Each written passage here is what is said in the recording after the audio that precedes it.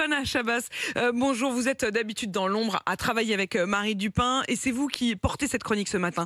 RMC s'engage pour vous, Johanna. C'est une entreprise de transport médical qui vous a contacté. Oui, Steve est à la tête de Meditrans à Avignon, une entreprise qui transporte des greffons, des poches de sang entre les hôpitaux et les laboratoires.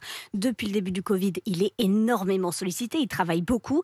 Donc en janvier 2021, il y a plus d'un an, il commande 2 nouvelles voitures pour son entreprise, 2 Ford Focus. Elles devaient être livrées au mois d'avril, sauf que ces voitures, il ne les a jamais reçues et ça met en danger les malades. Il y a quelques semaines par exemple, il était appelé sur la scène d'un empoisonnement.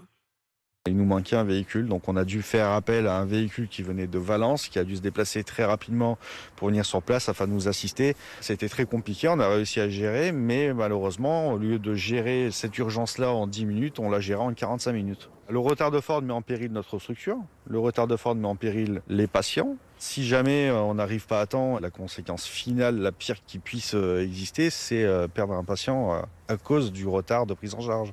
Mais pourquoi il y a autant de retard ? Eh bien, selon Ford, c'est à cause de la crise des semi-conducteurs. C'est ce qui compose les puces électroniques dans les consoles de jeux vidéo, par exemple, mais aussi dans les voitures. Il y en a des milliers pour les systèmes de freinage ABS, par exemple, pour les capteurs des airbags, du moteur. Et depuis la fin de l'année 2020, il y a des pénuries à cause du Covid, alors que la demande n'a cessé d'augmenter. Marc Morturé est le directeur général de la plateforme automobile qui regroupe tous les acteurs de la filière automobile.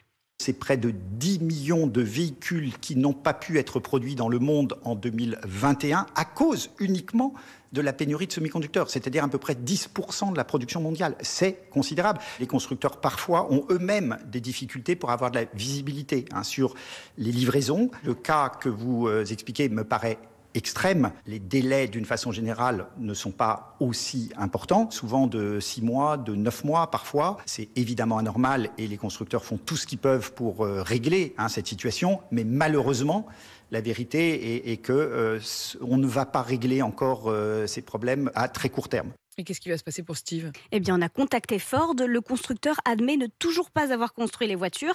Et maintenant, le modèle de moteur commandé par Steve n'est même plus produit.